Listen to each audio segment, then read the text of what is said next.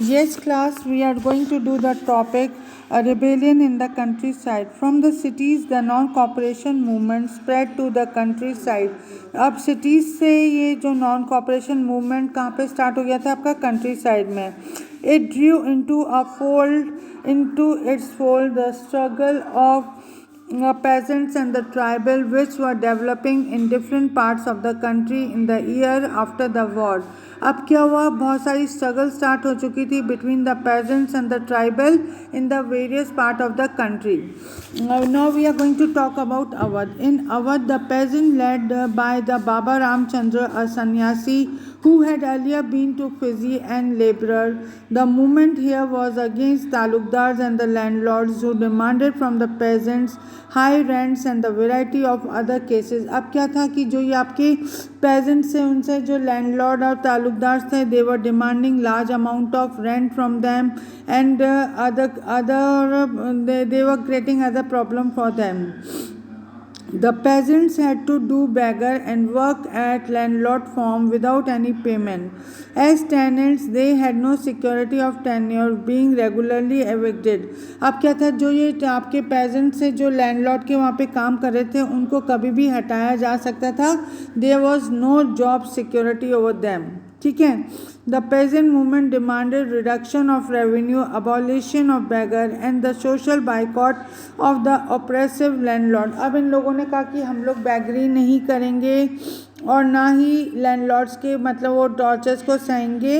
तो उन लोगों ने डिसाइड करा कि they are going to boycott the oppressive landlords. जो लैंडलॉर्ड्स उनके साथ ढंग से बिहेव नहीं करे, then they are going to boycott it. In many places, Nai Dhobi bands were organized by Panchayat to deprive the landlord of the service of even the barbers and the washroom. अब क्या था, जो गांव के अंदर landlords थे उनको कोई सर्विस नहीं दी जा रही थी, फॉर एग्जांपल ऑफ नाई धोबी एंड ऑल. ठीक है. In June 1920, Jawaharlal Nehru began going around the village in Awadh, talking to the villagers and trying to understand their grievances. अब जो जवाहरलाल नेहरू थे वो उन्होंने डिसाइड करा कि वो विलेज के अंदर जाके देखेंगे कि ना क्या हो रहा है, लोगों की क्या प्रॉब्लम है और उसको देखते हुए उस प्रॉब्लम को वो सॉल्व करने की कोशिश करेंगे.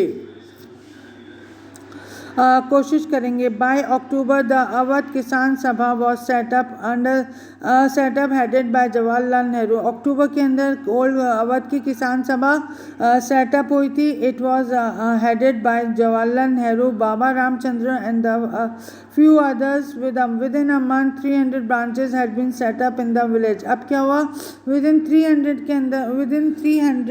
villages के अंदर ये branches सेटअप हो गई थी और लोग उसके अंदर आना शुरू हो गए थे.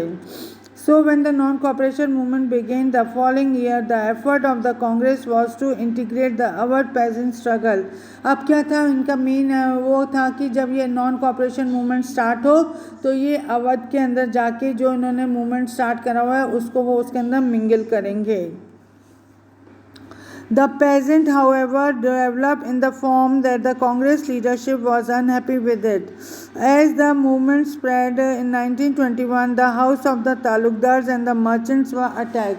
अब क्या हुआ, जब ये मूवमेंट स्टार्ट हुआ तो जो आपके तालुकदार थे और मर्चेंट्स थे उनके घरों पे अटैक होना शुरू कर दिया. जिन्होंने गेहूँ वगैरह बचा के रखी थी और उसको उन्होंने उस जगह से निकाल दिया और उसको यूज़ करना शुरू कर दिया. In many places, local leaders told peasants that Gandhiji had declared that no taxes were to be paid and the land was to be redistributed among the poor. अब लोगों ने एक बात फैलानी शुरू कर दी कि गांधी जी ने डिसाइड करा है कि अब हम लोग इनको टैक्स नहीं पे करेंगे और बल्कि टैक्स नहीं पे करेंगे और जो लैंड हैगी वो वापस से रीडिस्ट्रीब्यूट हो जाएगी आपकी पुअर लोगों में. The name of Mahatma Gandhi was being evoked to sanction all action and aspiration. अब उन्होंने गांधी जी के नाम पे सारा ये सब कुछ स्टार्ट कर दिया था. On January 6, 1921, the police in United Provinces fired at the peasant near Bareilly. Jawaharlal Nehru wanted to go to the place of firing but was stopped by the police. अब क्या हुआ, बरेली के अंदर फायरिंग हो गई जिसके अंदर पेजेंट्स को बहुत नुकसान पहुंचा और जवाहरलाल नेहरू इस जगह को जाके विजिट करना चाहते थे विजिट करना चाहते थे, लेकिन पुलिस ने उनको रोक दिया। Agitated and angry, Nehru addressed the peasants who gathered around him. This is how he later described the meeting. They behaved as brave men, calm and unfurled in the face of danger. I do not know how they felt, but I know my feelings were. For a moment, my blood was up and non-violence was almost forgotten. कहा कि जब ये लोग इनके ऊपर torture कर रहे थे तो मुझको भी इनकी तरह बहुत तेज गुस्सा आया था। जो गांधी जी हमको नॉन वायलेंस का पाठ पढ़ाना चाह रहे थे, वो सब हमारे दिमाग से जो हट गया था और हम लोगों ने डिसाइड करा कि हम लोग उन लोगों को उस टाइम ईंट का जवाब किससे दे, पत्थर से। But for a moment only, they thought of the great leader who by God's goodness has been sent to lead us to the victory came to me, and I saw Kisan seated and standing near me, less excited, more peaceful than I was, and the moment weakness passed. और 1 minute के अंदर मैंने देखा कि जो बेचारे किसान हैं वो मेरे आसपास खड़े हुए हैं, वो भी बिल्कुल काम एंड क्वाइट हैं। तो फिर जो मेरे दिमाग में था कि हम लोगों को इनका जवाब नॉन वायलेंस से देना, वो एकदम निकल गया। I spoke to them in all humility and on non-violence. I needed the lesson more than they heeded me and peacefully dispersed.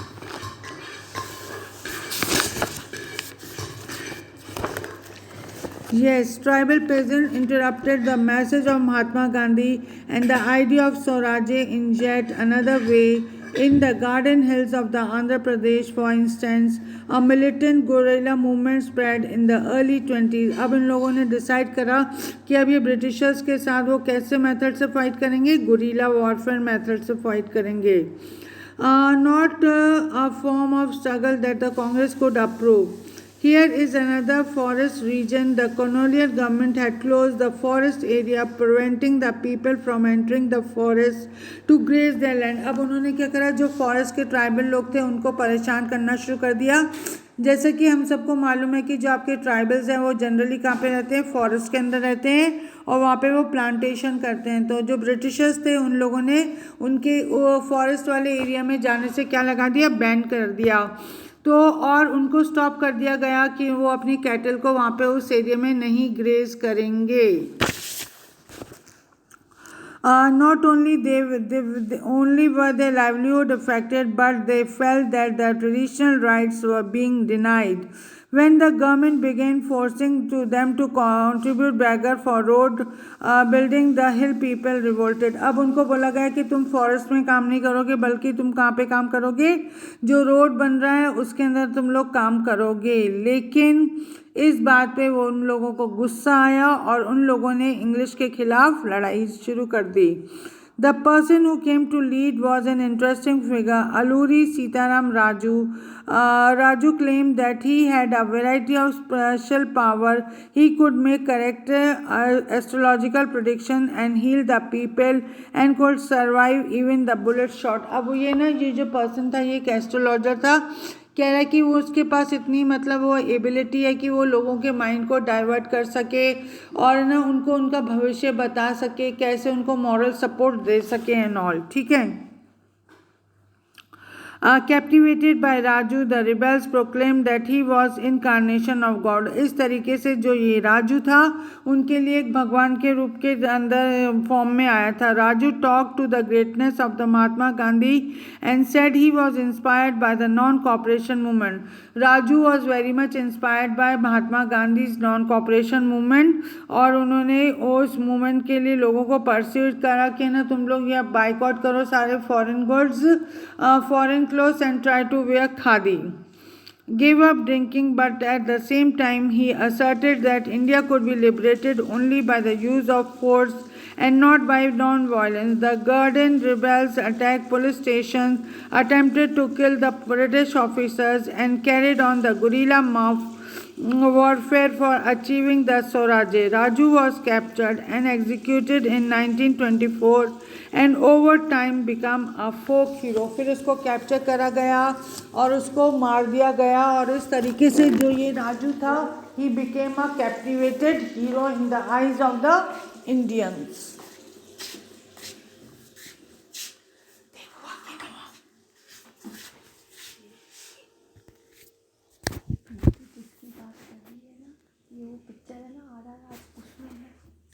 अच्छा,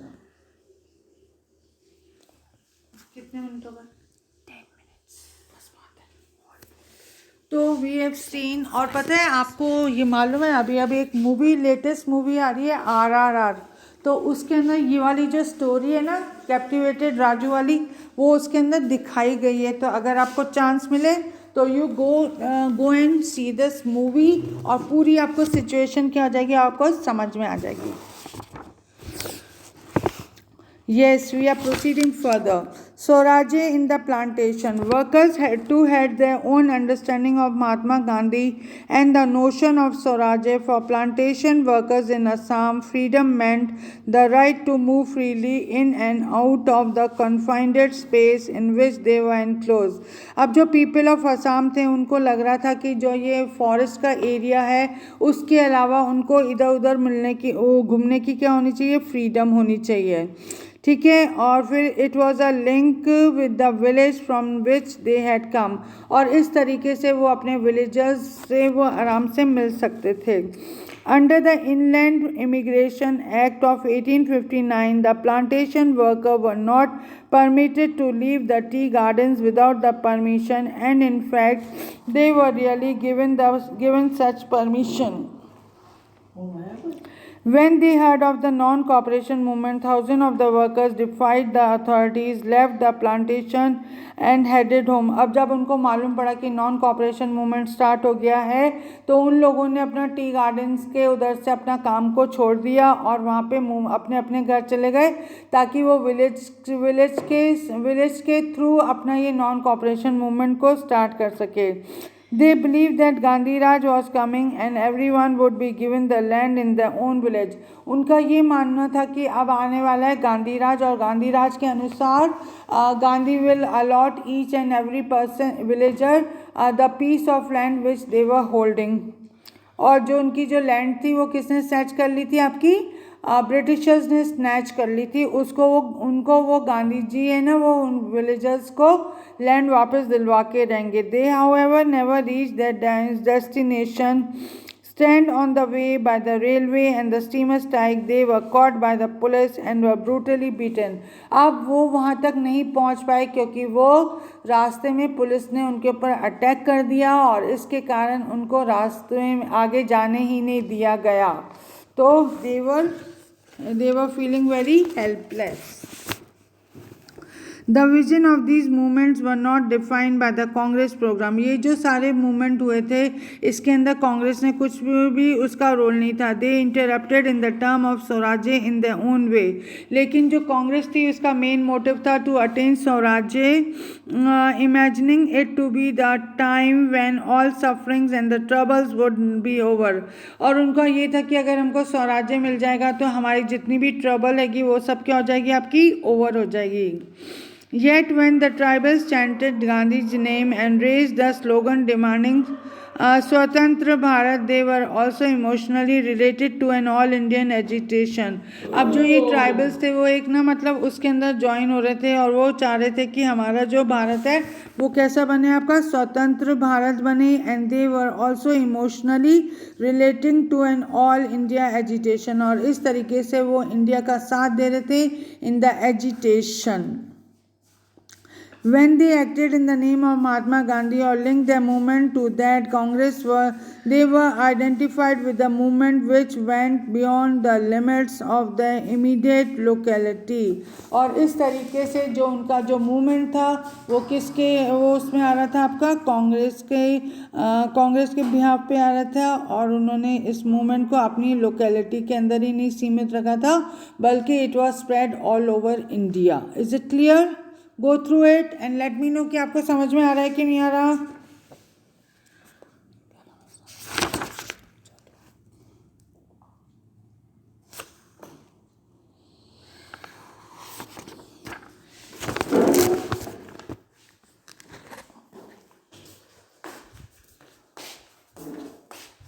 मेरा तो टॉपिक ही